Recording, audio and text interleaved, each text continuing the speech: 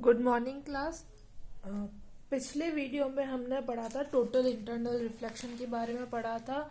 हमने उसमें देखा था कि अगर मेरा एंगल ऑफ इंसिडेंस अगर क्रिटिकल एंगल से ज़्यादा हो जाती है, क्रिटिकल एंगल से ज़्यादा हो जाएगा तो मेरी जो वेव है वो वापस रिफ्लेक्ट बैक हो जाएगी उसी मीडियम में, और इस फिनोमिना को बोलते हैं टोटल इंटरनल रिफ्लेक्शन। ठीक है। और क्रिटिकल एंगल हमने देखा था क्या होता है कि वो एंगल ऑफ इंसिडेंस जिस पे मेरा एंगल ऑफ रिफ्रैक्शन 90 डिग्री होगा उसको बोलेंगे क्रिटिकल एंगल। ठीक है। और उसके बाद में हमने एक रिलेशन भी निकाला था क्रिटिकल एंगल और रिफ्रैक्टिव इंडेक्स में। तो रिफ्रैक्टिव इंडेक्स क्या था, 1/sin ऑफ क्रिटिकल एंगल। ठीक है। तो नेक्स्ट उसके बाद हम पढ़ते हैं applications of total internal reflection.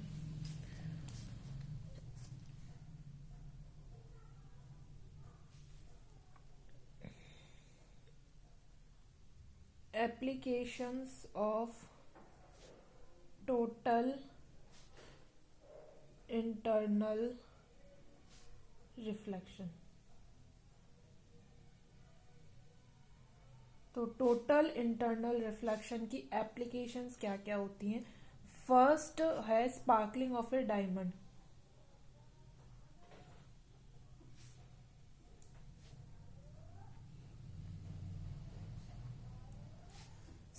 Sparkling of A diamond, आपने देखा होगा कि जो डायमंड होता है वो क्या होता है, हमेशा चमकता रहता है। तो उसके चमकने का कारण क्या है कि लाइट क्या होती है उसके अंदर जब एंटर होती है ना, तो जो एंगल ऑफ इंसिडेंस होता है वो उसके लिए क्रिटिकल एंगल से ज्यादा होता है। और इस डायमंड के लिए जो क्रिटिकल एंगल है वो लगभग है 24.4 डिग्री। जो डायमंड के लिए क्रिटिकल एंगल है उसकी हम जो कट करते हैं ना, उसके सरफेस को इस तरीके से कट करते हैं, उसके डिजाइन इस तरीके से देते हैं कि उसका जो क्रिटिकल एंगल, जो एंगल ऑफ इंसिडेंस बनेगा लाइट का, वो क्रिटिकल एंगल से ज्यादा होगा। तो लाइट क्या होगी, जब उसके अंदर एंटर हो जाएगी तो उसका मल्टीपल रिफ्लेक्शन होगा, बार बार वो लाइट बाहर नहीं निकलेगी, उसका अंदर ही रिफ्लेक्शन होगा और वो डायमंड क्या होगा, चमकता रहेगा। तो डायमंड के अंदर क्या फिनोमिना होता है, टोटल इंटरनल रिफ्लेक्शन होता है। उसकी वजह से वो क्या करता है, स्पार्कल करता है। ठीक है। तो sparkling of A diamond because when the light enters it the angle of incidence is greater than the critical angle which is about 24.4 degree for a diamond. When a light enters in the crystal suffers a total internal reflection repeatedly and hence get collected inside, but it comes out through only few phases. ठीक है। तो वो क्या करेगा, अंदर ही अंदर उसका बार बार total internal reflection होता रहेगा और वो क्या करेगा, मुझे चमकता हुआ, स्पार्कल करता हुआ दिखाई देगा। ठीक है। तो ये होता है, ये किसकी एप्लीकेशन है, टोटल इंटरनल रिफ्लेक्शन की। सेकेंड है मिराज इफेक्ट।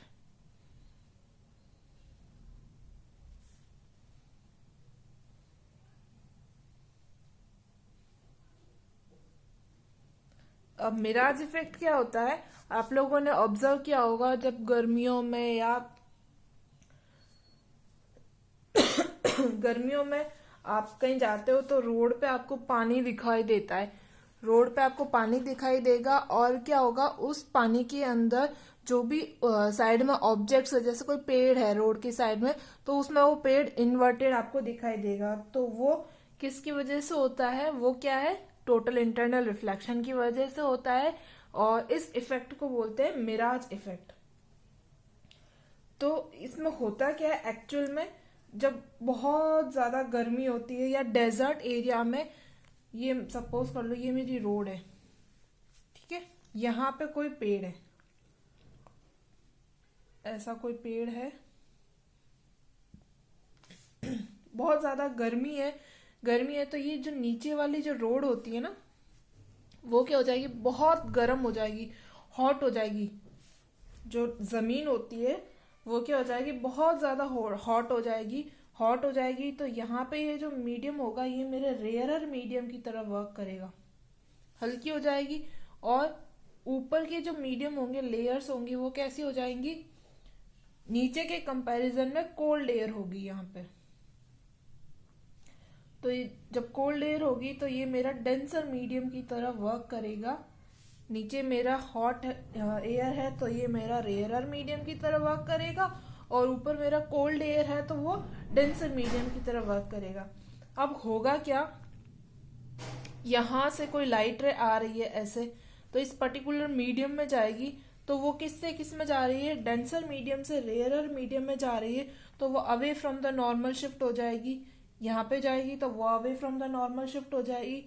नॉर्मल शिफ्ट होते होते एक पर्टिकुलर पॉइंट ऐसा आएगा कि वो क्या हो जाएगी, वापस उसका angle of incidence critical angle से ज्यादा हो जाएगा और वो रिफ्लेक्ट बैक हो जाएगी उसी मीडियम में।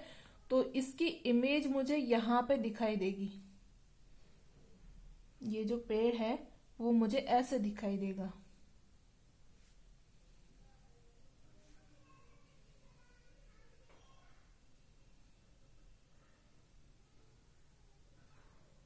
ठीक है, अगर कोई ऑब्जर्वर है यहाँ से ऑब्जर्व कर रहा है तो उसको ये पेड़ ऐसा ऐसा दिखाई देगा, यहाँ पे दिखाई देगा।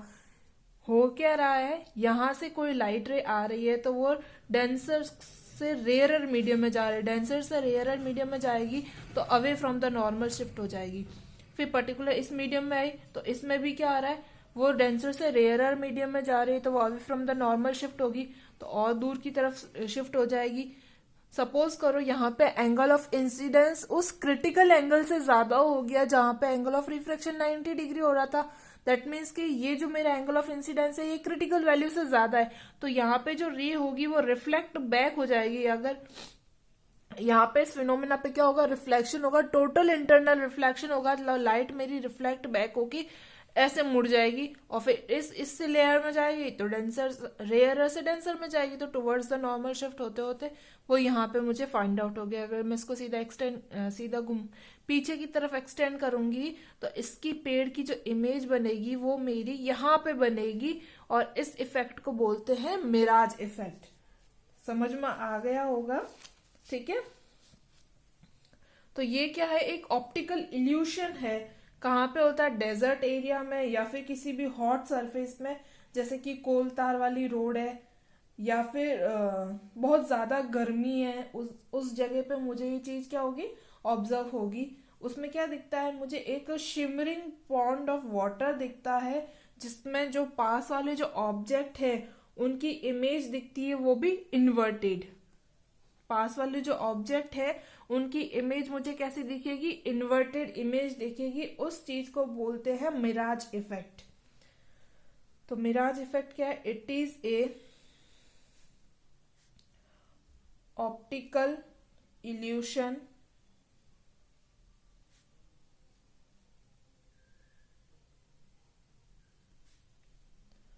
observed in desert or over hot extended surfaces like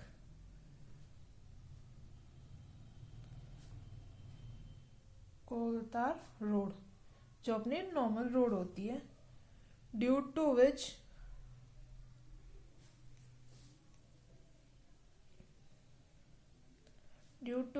a traveler sees a shimmering pond of water,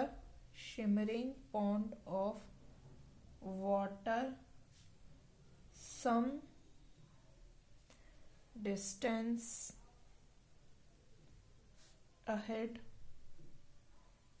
of him, and in which the surrounding objects are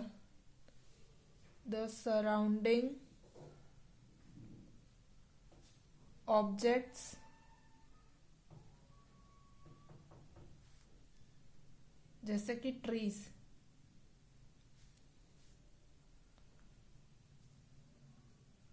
appears inverted, उसको बोलते हैं मिराज इफेक्ट। ठीक है, आ गया होगा समझ में। तो ये मिराज इफेक्ट भी जब अपन दूर जाएंगे, कहीं पे भी जाते ट्रैवल करते, तो रोड पे पेड़ जो रोड पे मुझे पानी दिखता है और उसमें जो साइड वाले पेड़ है वो क्या होंगे, मुझे उल्टे दिखाई देंगे। तो इस चीज को बोलते हैं मिराज इफेक्ट। और ये किसका फिनोमेना है? टोटल इंटरनल रिफ्लेक्शन का फिनोमेना है। फिर है नेक्स्ट है प्रिज्म के अंदर भी क्या होता है? रिफ्लेक्शन होता है। Totally reflecting prism. जो प्रिज्म होते हैं उनके अंदर भी क्या होता है? रिफ्लेक्शन होता है। अब जो ये रिफ्लेक्शन होता है ना, ये 3 तरीके से हो सकता है। हम प्रिज्म कैसा यूज करेंगे, उसके एंगल्स होने चाहिए 45 degree, 45 degree and 90 degree. That means कि आइसोसेलेस ट्रायंगल बनना चाहिए। कैसा प्रिज्म होना चाहिए? राइट एंगल्ड, वो भी राइट एंगल्ड आइसोसेलेस प्रिज्म होना चाहिए। दैट मीन्स कि 2 एंगल मेरे 45 के हो गए और 1 एंगल मेरा 90 का हो गया। तो उस प्रिज्म को बोलेंगे टोटली रिफ्लेक्टिंग प्रिज्म। ठीक है, क्या है ये? ए राइट एंगल्ड आइसोसेलेस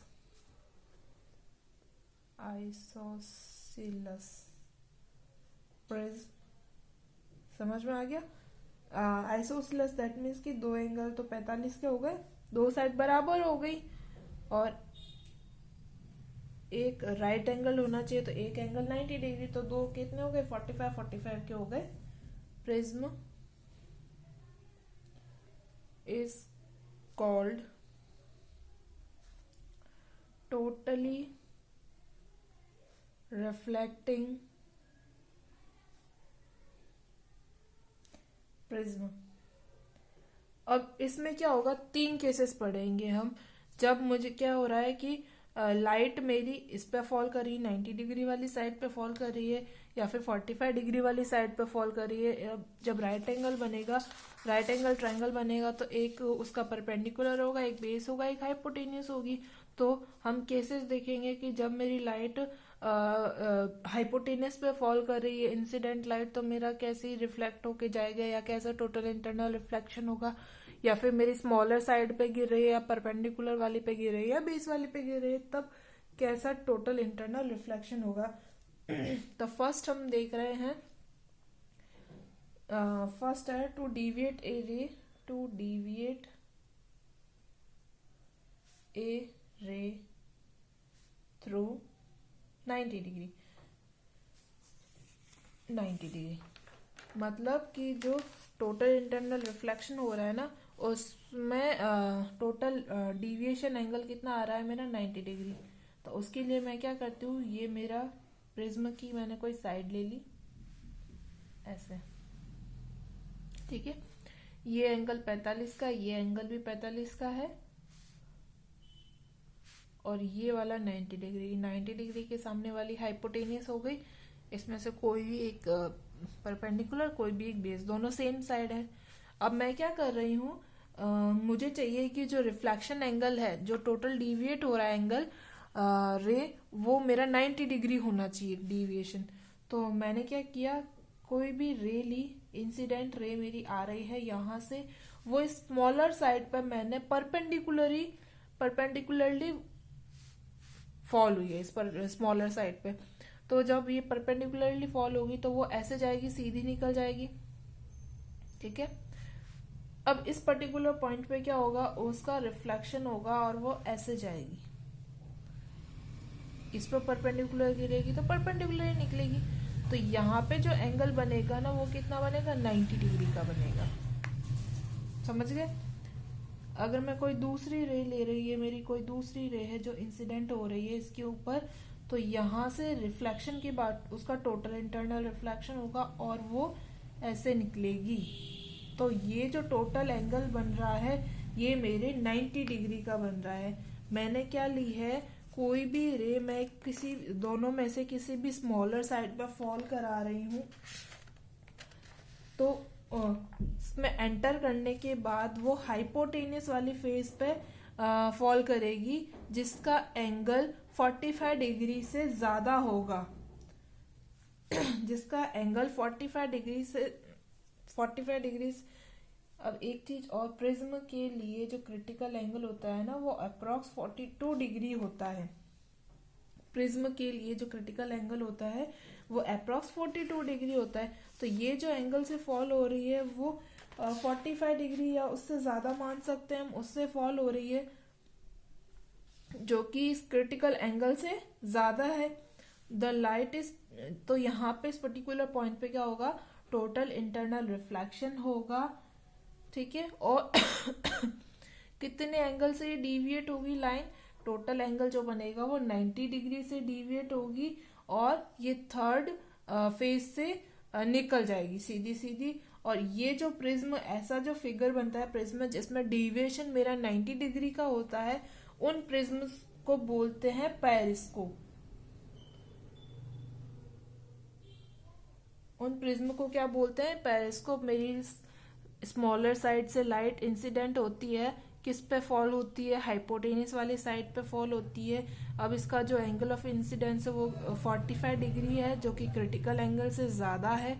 तो वो क्या होगी, हाइपोटेनियस पे फॉल करेगी और यहाँ से डिविएट होके थर्ड साइड से सीधी निकल जाएगी। इस टाइप के जो फिगर बनते हैं, इस टाइप के जो प्रिज्म हम यूज करते हैं, और जहाँ पे मुझे जो डिविएशन होता है एंगल का वो 90 डिग्री से डिविएट होती है लाइट अगर, तो उन प्रिज्म को बोलते हैं हम पेरिस्कोप। आया समझ में, ठीक है। अब सेकेंड क्या हो रहा है, to invert the image with deviation rays through 180 degree. अब जो डिविएशन है वो 90 नहीं 180 डिग्री होगा, तो उसमें कैसे फॉल करेगी लाइट, देखते हैं। To invert an image with deviation of rays through 180 degree, ठीक है। अब एंगल, जो एंगल ऑफ डिविएशन आ रहा है टोटल, वो कितना आ रहा है 180 डिग्री। अब इसके अंदर कैसे होगा 180 डिग्री, देखते हैं हम।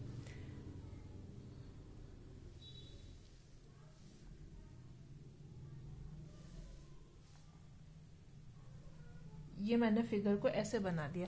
अगर आप ऐसे देखोगे, ये ऐसे, तो आपको दिखेगा कि ये इसकी साइड हो गई, ये दोनों साइड्स बराबर हो गई, ये एंगल 45 का बन रहा है, ये एंगल 45 का बन रहा है, ये एक राइट एंगल ट्राइंगल बन गया ऐसे, और ये 90 डिग्री का, 90 डिग्री की सामने वाली हाइपोटेनियस। तो अब मैं क्या कर रही हूँ, लाइट को फॉल करा रही हूँ हाइपोटेनियस वाली साइड से। जो मेरी लाइट इंसिडेंट हो रही है ना वो किससे आ रही है, हाइपोटेनियस से, और ये परपेंडिकुलरली आ रही है, तो ये अनडिविएटेड इससे इस छोटी वाली साइड पे क्या करेगी, फॉल करेगी। अब यहाँ पे क्या होगा, टोटल इंटरनल रिफ्लेक्शन होगा, ऐसे ये टोटली इंटरनली रिफ्लेक्ट होगी, और यहाँ पे जो एंगल ऑफ डिविएशन बनेगा वो 90 डिग्री बनेगा। फिर ये जो लाइट रे है ये यहाँ से रिफ्लेक्ट बैक होगी, इधर जाएगी, फिर इस पर्टिकुलर पॉइंट पे या इस पर्टिकुलर साइड पे वापस इसका टोटल इंटरनल रिफ्लेक्शन होगा, और ये यहाँ से ऐसे बाहर निकलेगी। सॉरी, उल्टा एरो बना दिया। इस पर्टिकुलर पॉइंट पे भी रिफ्लेक्शन एंगल कितना आ रहा है, डिविएशन एंगल 90 डिग्री आ रहा है, तो टोटल डिविएशन जो आ गया वो मेरा 180 डिग्री आएगा। टोटल एंगल जो डिविएट हो रही है वो कितना आ रहा है, 180 डिग्री आ रहा है। तो ऐसे फिगर्स को बोलते हैं पोरोप्रिज्म, जिसमें जो मेरी लाइट रे है वो 180 डिग्री इन्वर्ट हो जाए। इन्वर्ट मतलब ऐसे आ रही थी उसी डायरेक्शन में वापस जा रही है, ठीक है। या फिर कोई दूसरी रे, मान लो कि सपोज करो ऐसे कोई दूसरी रे आ रही है, वो यहाँ पे 90 डिग्री का डिविएशन होगा, फिर वापस यहाँ से 90 का होगा और ऐसे निकल जाएगी बाहर। ठीक है, यहाँ पे भी 90, यहाँ पे भी 90, टोटल 180। जिस डायरेक्शन में आ रही थी उसी डायरेक्शन में वापस जा रही है, इन्वर्ट हो रही है। ठीक है, 180 डिग्री का डिविएशन, दैट मीन्स कि इन्वर्ट हो रही है, जिस रे में आ रही थी उसी रे में वापस जा रही है, बस अपनी पोजीशन चेंज कर रही है। ठीक है, यहाँ से आ रही थी, यहाँ से निकल रही, पोजीशन चेंज कर रही है। ऐसे प्रिज्म को बोलते हैं पोरोप्रिज्म। और कुछ भी नहीं है इसमें समझने के लिए, बस इतना सा है कि हम जो रे इंसिडेंट करा रहे हैं वो कौन से फेस पे करा रहे हैं, हाइपोटेनियस पे करा रहे हैं। फिर स्मॉलर साइड पे इसका क्या होगा, एक बार टोटल इंटरनल रिफ्लेक्शन होगा और वहां पे 90 डिग्री जो एंगल ऑफ डिविएशन बनेगा, फिर ये वापस स्मॉलर साइड पर फॉल करेगी, वहां पे भी इसका टोटल इंटरनल रिफ्लेक्शन होगा और वहां पे भी 90 डिग्री डिविएशन करेगी। जो टोटल डिविएशन हो गया इसका वो हो जाएगा 180 डिग्री और ये यहाँ से बाहर निकल जाएगी, क्योंकि ये इस साइड पे वापस परपेंडिकुलरली फॉल करेगी तो यहाँ से सीधी बाहर निकल जाएगी। ठीक है, आगे समझ में? इसमें और कुछ है नहीं, बस इतना ही है, समझना है बस कि लाइट कौन से फेस पे फॉल करेगी तो पर्टिकुलर एंगल्स कितने से ये डिविएट होगी। थर्ड हम देखते हैं कि किसी स्मॉलर साइड से अगर फॉल करती है तो परपेंडिकुलर नहीं, किसी एंगल पे फॉल करेगी तो कैसे रे बाहर निकलेगी। To invert an image without deviation of rays, deviation of rays। अब स्मॉलर साइड पर मैं फॉल करा रही हूं तो मैं एक बार बता देती हूँ, देखो फिगर से समझते हैं हम। ये मेरा क्या है, प्रिज्म ले लिया, ये साइड और ये साइड आपस में इक्वल है, ये 90 डिग्री, ये हाइपोटेनियस। अब स्मॉलर साइड में मैं फॉल करा रही थी, यहाँ से कोई रे पर्टिकुलर एंगल पे, इसमें भी स्मॉलर साइड पे फॉल कर रही थी जो फर्स्ट केस मैंने लिया था, लेकिन इसमें परपेंडिकुलरली फॉल कर रही थी, लेकिन ये मैं किसी एंगल से फॉल करा रही हूँ। तो किसी एंगल से फॉल होगी तो ये ऐसे सपोज करो रिफ्रैक्शन होगा इसका, फिर इस पर्टिकुलर पॉइंट पे इसका होगा टोटल इंटरनल रिफ्लेक्शन, ये वापस रिफ्लेक्ट हो जाएगी और यहाँ इस पर्टिकुलर पॉइंट पे ये ऐसे बाहर निकलेगी। ठीक है, तो इसमें क्या हो रहा है, मेरी लाइट रे जो मेरी इंसिडेंट रे है और जो मेरी एमरजेंट रे, सीधी सी बात एमरजेंट ही है, ये बाहर निकल रही है इसमें से, ये दोनों कैसी रेज होंगी, आपस में पैरेलल रेज होंगी, इनके अंदर कोई भी डिविएशन नहीं होगा। इस केस में क्या हो रहा था, इनका ऑर्डर चेंज हो रहा था। जब इंसिडेंट अगर इस डायरेक्शन में आ रही थी तो रिफ्लेक्टेड मेरी इस डायरेक्शन, जो मेरी एमरजेंट रे थी वो उस अपोजिट डायरेक्शन में जा रही थी, इनका ऑर्डर क्या हो रहा था, रिवर्स हो रहा था। लेकिन थर्ड केस में ऐसा कुछ नहीं हो रहा है, मेरी इसी डायरेक्शन में इंसिडेंट रे आ रही है और इसी डायरेक्शन में मेरी एमरजेंट रे जा रही है, लेकिन क्या हो रहा है, पोजीशन चेंज हो रही है।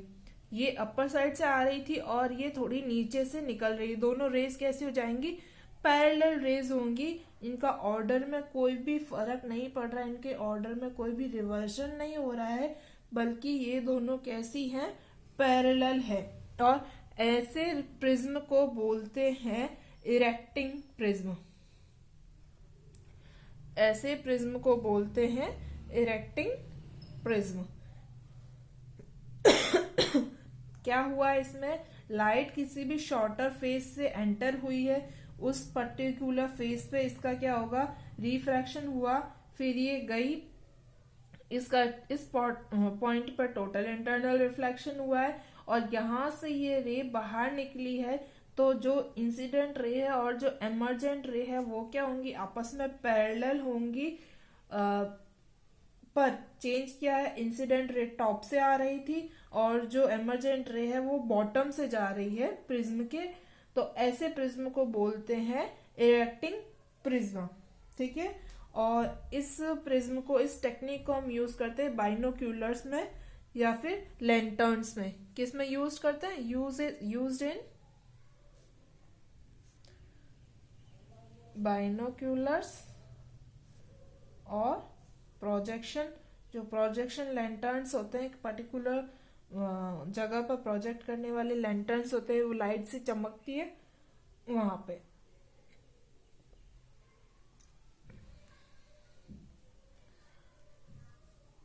ठीक है, अगर यहां से कोई रे जा रही है तो ऐसे उसका रिफ्रैक्शन होगा।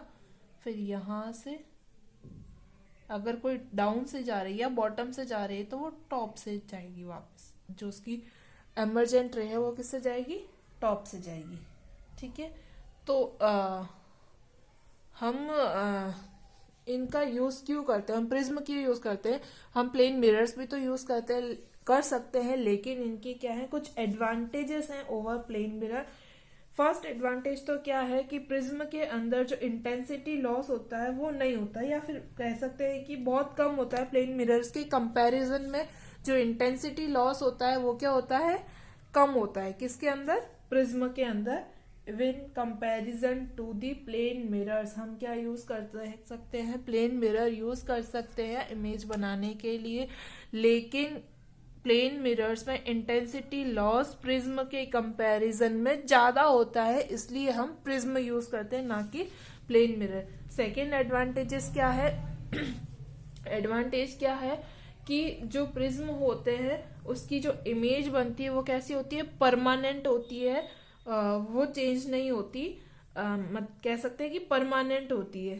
ठीक है, लेकिन जो प्लेन मिरर्स होती है उसकी इमेज उसकी टार्निशिंग पे, जो अपन पीछे पॉलिश करते हैं या टार्निशिंग पे डिपेंड करती है। ठीक है, थर्ड है कि जो प्रिज्म होता है उसमें मल्टीपल इमेज नहीं बनती है, एक ही फाइनल इमेज बनती है। लेकिन जो मिरर्स होते हैं उसके अंदर मल्टीपल इमेजेस बन सकती हैं।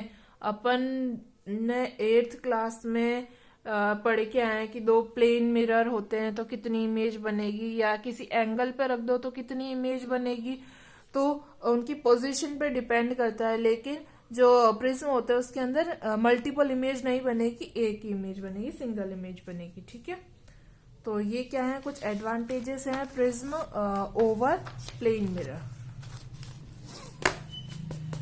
और नेक्स्ट अच्छी एप्लीकेशन है TIR की ऑप्टिकल फाइबर्स में।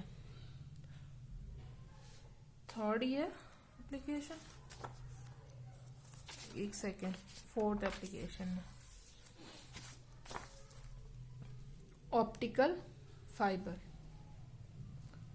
ऑप्टिकल फाइबर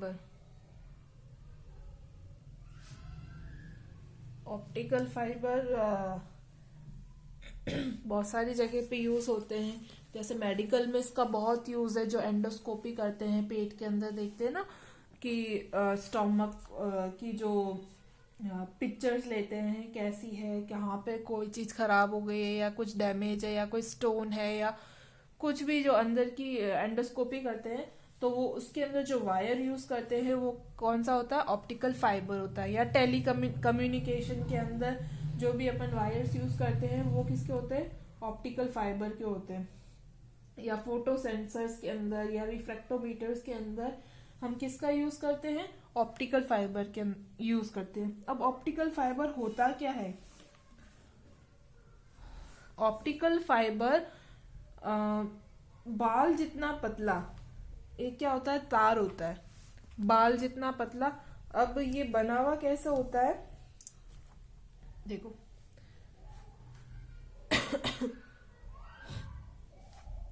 सबसे पहले होती है कोर, 3 पार्ट होते हैं मेनली इसकी। सबसे पहले होती है कोर और फिर उसके ऊपर होती है क्लैडिंग,